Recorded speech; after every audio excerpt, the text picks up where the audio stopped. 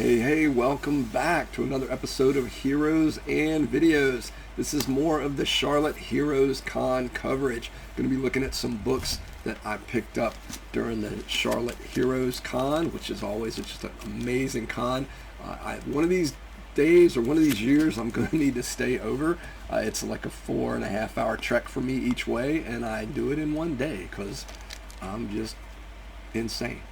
So we're going to show some footage from the floor today. Going to be looking at some comics I picked up. Closed out some really uncanny runs, or a pretty good uncanny run for me. And as if you know, if you're a fan of the channel, Amazing Spider-Man is my thing, is my my favorite character. There you go, and there you go. Also, one of my favorite runs of all time is one of the things I'm most proud of is my Amazing Spider-Man collection, and I knocked out a good chunk of a little of some early Romita that I was trying to get a hold of, and so super excited to show you those. As always, was just a great show. Looking forward to sharing some of those scenes here in a minute. As always, please do the notifications. Click the like. If you want to wait to the end to see if you like, that's fine too. I don't click like unless you like. I mean, unless you really want to click like, as always, it's appreciated. Notifications, subscribe to the channel. I heard that something only like 10 or 15% of our viewers, if that, subscribe to the channel. So please do so, because that helps the algorithm and all that wonderful stuff that brings Heroes and Videos right to you wherever you are. Hey, welcome back to Heroes and Videos. We are up at Dark 30. Heading out to the Charlotte Heroes Con. So I'm looking forward to picking up some great books today. And thanks for watching. We will see. I'll try to record today as it goes. We're off. So first update of the road trip. McDonald's, do better. The app lets me buy a large vanilla latte, and yet the latte machine is broken. So I'm drinking iced latte, but I get it. It's gonna be 95 today. That probably works out pretty well. So, but I do kind of wish the app, because it knows where you are. It knows what you're ordering. It knows what McDonald's you're going to. It should let you know if something's down. I don't know. I feel like the latte machine and the soft serve ice cream are kind of on the same wavelength there. Anyway, back on the road. All right, we got a new Mickey D's update. Stopped at another McDonald's on the way to Charlotte, and it was awesome. The McMuffin was ready way before I anticipated it, and they have vanilla latte, hot, which is what I need on a 90-some degree day, right? So, got to give credit where credit was due. Wasn't real thrilled with the first Mickey D's. This one, fantastic, night and day. All right, so again, forgive the shaky cam, but just got to Charlotte. Found some pretty cool parking. The place I usually park is now monthly only. So I got that going for me. But I'm here.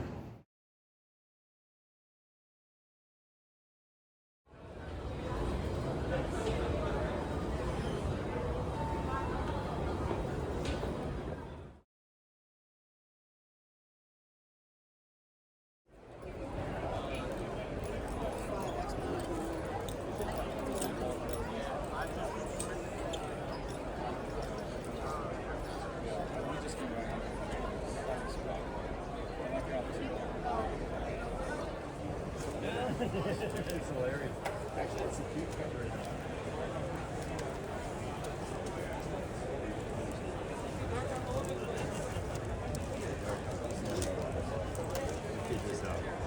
I know that. I would have done it. Or I would have.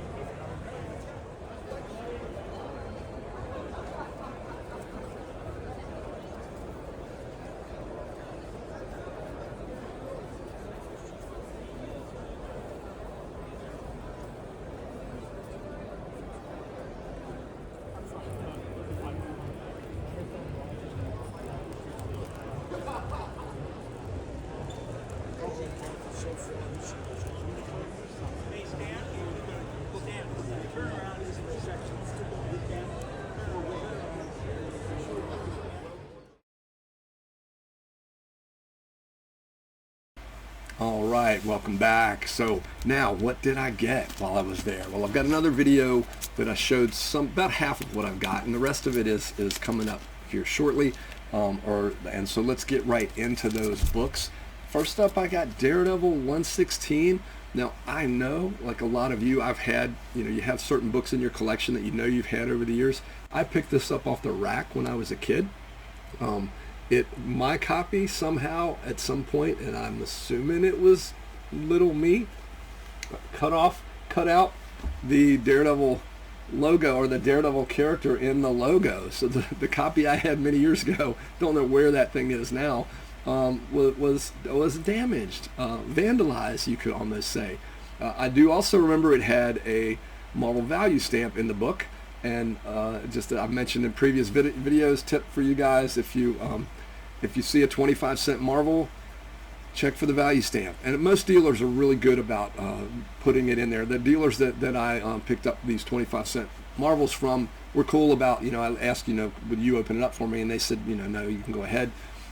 Pro tip for everybody out there, don't open books at dealers' tables or in comic shops without asking the owner or the person at the table if it's okay. And even then, I think the proper thing to do is to ask them, say, hey, I'd like to take a look and see if this has a value stamp. Would you mind opening it for me? And even I had a few times this trip where just to inspect for condition, because it was a really good book I was picking up, I would say to them, hey, I'd like to have a look at this, but could you go ahead and open it? Because, worst thing you want to do is tape a book. You break it, you bought it, it's what I think. But if you accidentally get tape on the cover or something for a book that you're not, I'd feel terrible. I'd have to buy the book, and I may not want to buy the book if it's been damaged. So I always hand it to the person at the thing and say, hey, would you open this for me? I want to get a better look at it. Let them do it. That being said, I was at a table. I think it was Ed. I mentioned in a previous video, and Ed, I'm sorry I can't remember the name of your booth, but hit me up in the comments, guy. I'd be glad to give you a shout out. But it is one of those things where if you never know when you're looking at somebody else's situation. So I had asked a guy, I was at a different booth, actually it wasn't Ed's booth, but I was at a different booth, and there were a couple, I was looking at 3 Marvel 25 centers, and I said, hey, I need to know if these have value stamp in them, do you mind opening them up? And the guy said, no, you go ahead, you can open them up. And they weren't like Silver Age or Golden Age books or whatnot. So I said, okay, and I did open it up, taking great care with it. But I realized other people were coming up too, and the guy had told me to go ahead and open up all 3 of those books. I could understand if somebody else walked up after that conversation and saw me just opening books, it would appear, hey, that's not really cool, dude. So I get it. Maybe less, be curious, not judgmental. So Daredevil 116 with the owl. In rereading this, I'm pretty sure the owl is barely in this book, but I may be getting it confused with another Daredevil I was reading recently. So just love that cover. It's just great era when I'm not sure why Natasha is already off there, but it turns out it wasn't but for a year or two that they had her on the title of the book, but it does say co-starring over here. I got way too into the weeds on everything other than Daredevil 116, but picked that up because it's a way better copy than the one that I have somewhere. Next up, speaking of Silver Age, Marvel Not Brand Echh #1, 12 Center. This was a book I collected as a kid in back issues because I was coming on board probably 6 or 8, 10 years after this was originally out, and Not Brand Echh wasn't that many issues, so I was always trying to pick those up to complete that collection. I had this at some point, but don't have it now, so just had to pick that up, and it's in pretty good shape, and it's Forbush Man there. Not Brand Echh was Marvel's Mad Magazine type thing where they poked a lot of fun at themselves and the distinguished competition. So great book. Next up, the Atom. This is one of the weirder books I've ever read, and I had to pick it up. It was only a few bucks, and it's a 12-cent DC. The Atom #36, and it's apparently the second meeting maybe between the Silver Age Atom and in the background, and coming at us in the foreground, the Golden Age Atom. And it's just kind of neat, the seeing the two of them meet. Gil Kane covered. Gil Kane does the book as well. But the wrap-up, it's just really bizarre. It's it's basically like there are rays and rays and all kinds of weird stuff going on, and it's literally it makes almost no sense, but you kind of have to read the captions, and it tells you what's going on. But you can kind of tell it was like they were wrapping this book up, and the panels made no sense in terms of a way to get out of the situation they were in. But I just honestly, for a few bucks, it was worth it for the cover, and in really beautiful shape. And you know, I liked the Atom. For the longest time, I didn't know there was a Golden Age Atom, so that was kind of cool too. Next up's a book I have, but I got an unsigned copy. I got it at a previous con, and I got, strangely enough, this bizarre book, Marvel Spotlight 31 with Nick Fury, Agent of S.H.I.E.L.D. It's kind of the secret of the Infinity Formula. Marvel's never referenced it again, as what the creators were telling me. I got this at a Baltimore con once and realized Jim Starlin wrote it and Howard Chaykin drew it. And I got to have independent conversations with each of them. Oh, and I think I've mentioned in the comments somewhere that in a Baltimore trip I got to ride the elevator with both of them, but that was independent of finding out about this book. That was, you know, one con, and this was maybe a later con or maybe even a different day on that con where I had the book and noticed they were there and thought, hey, I'll get them each to sign it. And they both told me some really bizarre stories about a trip across the USA where they came up with the idea for this book. And back in the 70s, they drove from New York City to San Diego Comic-Con, and on the way they plotted this story. And then once it came out, Marvel has sworn like they've never referenced it again, because basically it's not too much of a spoiler, 50-year-old book or 40-some-year-old book, that Nick Fury's got to chase down a dosage of the Infinity Formula every year, apparently, to stay alive. And that seems a little weird, and some things he does to get it may be a little less than heroic, but it's kind of cool. And since I've got a copy signed by Jim Starlin and Howard Chaykin, I decided, hey, let me get an unsigned copy, because, you know, us comic collectors kind of crazy like that. Next up, a couple of issues of another book that I had as a kid, and yes, these are not missing value stamps if they have them. Is Marvel 2-in-1 with The Thing. Big fan of Marvel Team Up. One of my first Marvel Team Ups was the cover with Spider-Man and Werewolf by Night. I think around the time issue 2 or 3 of this book came out, I think it was the second issue with Namor. I locked into that as something I was buying every month. And so over the years, though, maybe this when I had the shop, over the years, I no longer know where those books are. They've kind of gone away. Maybe I sold them. But I picked up 6 and 7. This is just a beautiful Jim Starlin cover. He does not do the interior. I want to say it's Sal Buscema, because it's very much an offshoot of when the Thing was in Defenders about this time, the 19 or 20 for Defenders, somewhere in there. But it's, you know, it's just great. It involves actually, I'm getting ahead of myself. The storyline here does sort of dovetail. It does dovetail Defenders, and I think, like a lot of these team up books, the fact that issue was with Doctor Strange and the next issue is with Valkyrie, there's a bit of a through line where maybe he teamed up with Doctor Strange, and then they're at Defenders, you know, at the Sanctum Sanctorum. I know I'm saying that poorly, but then he teams up with Valkyrie in the next issue, so it's kind of like a handoff, like they often would do, like, oh, here's one character for the team, and then you run into another character, that you then go have an adventure with. That's the Executioner, looking bigger than I think I've ever seen him. I believe this is a John Romita cover, looking at those faces. The inside, though, is also Sal Buscema, and it's just crazy. I'm guessing Steve Gerber wrote this, because there's a harmonica involved, and blowing the harmonica destroys the world. And by world, I think I mean universe. Yeah, absolutely. Steve Gerber and Sal Buscema. Makes you wonder if it's possibly even something that would have been a Defenders issue at one point, because they were both doing Defenders at that time. And it's just bizarre, because there is a scene in here. You've got the Enchantress and the Executioner. There is a scene here where you see that destruction scene there, where character blowing the harmonica, this old unhoused guy, blows the harmonica and the universe is destroyed. And so good old bashful blue-eyed Benjamin J. Grimm blows the harmonica again and restores the universe. So as much as Marvel talks about being in their 8th iteration of the universe or whatever, it feels like it's probably more like 35 with all of the various things like that happened in just the last third of this book. So Marvel 2-in-1 number 7, another great pickup. Now, talked about an Uncanny X-Men run. I did close out a pretty good gap here. I had all these books in the past as well. Dark Phoenix started buying with Giant Size X-Men 1, Uncanny X-Men 94 and up. And then for some reason, I don't know if I left them at somebody's house or in college or something, but I was missing the gap. I'm missing some of the books in the Claremont Cockrum and Claremont Byrne run, but specifically was missing the Dark Phoenix stories, like 129 through 137. And I've since picked up some of those in the past, but these were a couple that I did not have, and I found some beautiful copies.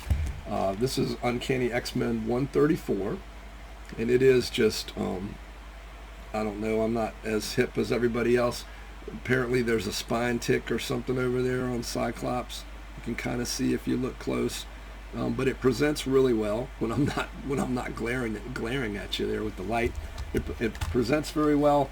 I've never really been a big fan of that print over on the side of the cover. That's like a little text blurb, but I feel like it would almost be maybe even better cover without that. But it's that classic like Uncanny X-Men 100. That I guess technically it was X-Men 100 at that point, but where the characters are facing off on either side there.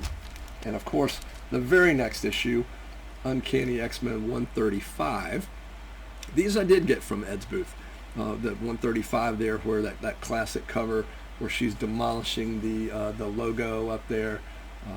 I've complained in some other videos about lack of background in covers.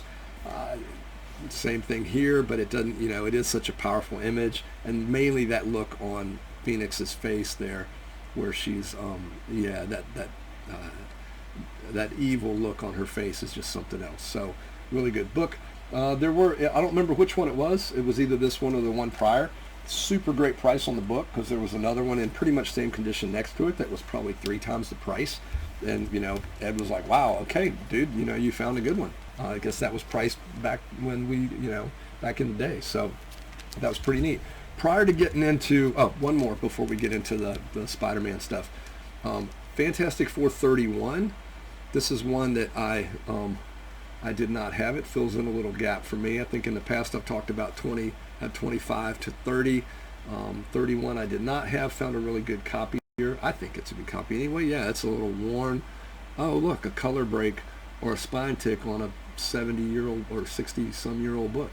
But I like it, right? It's all about what's treasure for you, and I could care less about that. This is my personal collection here. So I thought I had this forever, but I think it's just because I had the Marvel Superheroes reprint that has basically the same cover, except it says Marvel Superheroes up top. So that is Fantastic Four 31. The Mole Man is back. Honestly, don't know if that's his second appearance. I feel like he showed up at some point between 1 and 31. So now, before we get into the Spider-Man real quick, you may have noticed, if you pay any attention to the back art I have here on the wall, I have some new posters up, or new framework up. I do really love how the light, it's not quite at the right angle, but that the glare from the light, one of the lights in here is coming down with the Silver Surfer. It would be a little bit better if it was exactly parallel to his flight plan there. So one of the more famous covers of all time, I think, up here, as well as Avengers 100. So there was a guy at the show that were selling these prints, and the more you bought, the better deal you got, kind of thing. And it was pretty neat. They have all kinds of covers.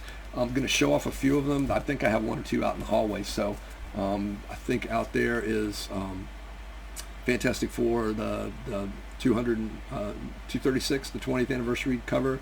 That's out there. I thought these were kind of neat with the Avengers and that Barry Windsor Smith 100. Obviously, I mentioned that Silver Surfer 4. This one I picked up just because I don't know that I've ever seen the book, and yet while I was at the show, I found a copy of it. Didn't buy it. Kind of wish I had. This is when right after that famous Doctor Doom cover where he's going like right, the cover. I don't know if that's what he's saying, but you get the gist. So Marvel Superheroes went back and forth. It started out as a reprint comic where Marvel would reprint stories, and what was kind of cool back then is we kind of take reprints for granted now with trade paperbacks, but Marvel would be reprinting books really that were only 4 or 5 years old, if that. But you couldn't get back issues necessarily. So it was kind of a neat way to get, for kids to get, I don't want to say inexpensive, because comics were 12 cents when this thing came out at 25, but I think maybe 15. But they it was a way that people could get those back issues, right? So just a great marketing concept. Marvel Superheroes started out as that, and then in a few issues into the teens, I want to say, bear with me because I'm going from memory here, I just picked up one of these. Marvel Superheroes 12, I think, had the first appearance of Captain Marvel, and then 17 was maybe it's not American Eagle. What was the name of that? Let me know in the comments. It was a World War I fighter pilot character, Phantom Eagle. Thank you. And then Guardians of the Galaxy, I want to say, was maybe 19. First appearance of Guardians of old school, well, futuristic Guardians of the Galaxy, original Guardians of the Galaxy. And then number 20 was that Doctor Doom issue. 21 here, they went back to the reprints, but it was just kind of a cool, I think that's Gene Colan. Actually, that Hulk face looks like it might be somebody else. This might be an amalgamation of different characters, but I picked it up because it was cool. It'll look good on the wall in some of the future videos, and there's it's old school Marvel, and there's a lot of different characters on it. And plus, I just thought it was wild that I had just seen the book for the first time. I couldn't remember what table, so I couldn't go back and pick it up. But like that, and then these next two are Uncanny X-Men related. Found that cover, the front cover of Uncanny X-Men and Teen Titans, that crossover. If I had had the time, I'd stood in line for Walt Simonson to sign it, because a number of these guys in the past I've gotten signed by Neil Adams, etc., Jim Steranko, and I thought that was cool. And again, multiple characters on the cover for the wall. And then last up was Uncanny X-Men 94. I like that cover, even though it's kind of weird to figure out what's going on with Storm and Count Nefaria's nose there. But and it's just not quite as bad as Professor X in 95 in that panel with the ship also crashing. But just love that cover. It's classic. I love the colors, the way that our heroes are in trouble. Great covers, tell you everything you need to know right there, right? And so, strangely enough, as Count Nefaria seems to be speaking to them, even though that's just a representation of him. I just love, obviously, X-Men's ship has crashed, they're in trouble. So that's those were just really neat. So I picked up those at the show, and again, like I say, the ones behind me. Now let's get into Amazing Spider-Man. The OCD in me is struggling with this, but I'm going to do them in reverse order. The jewel of my comic collection the jewels of my comic collection is that I have Amazing Spider-Man 49 up, and that's up through the issue on one of my recent videos that just came out last week. So almost through 1,000. Got a few more issues until we get to 1,000, but yeah, 49 up is what I have in my Amazing Spider-Man collection. Been buying those off the stands, with rare exception, since 130. Yeah, I know my timing was terrible, but I've since picked up the ones before. With rare exception, I think I dropped out in the 220s, and maybe some around the other when that stuff was going on, like stuff we think is some of which was being adapted in the new movie, Brand New Day. But then I've gone back and filled those in, right? And so it took me a little bit, but I'm 49 up, and so. Drum roll, please. I picked up, and I tore the sticker off so you wouldn't see the price, and it was good price. Everybody at Charlotte was doing deals. I mean, you almost didn't really have to ask. I wouldn't give them a number. I would say, hey, if I'm buying, if I'm getting all these, and don't do that until you're done, right? Don't ask for a deal and then come back and pick up like 3 or 4 more books.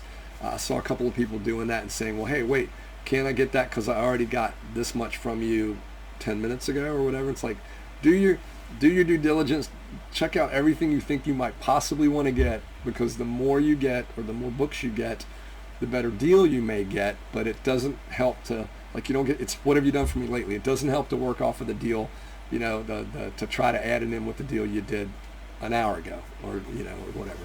but maybe in the moment the dude would, like if you're 2 minutes later. But at any rate, Amazing Spider-Man 48, I feel like that's a really good copy.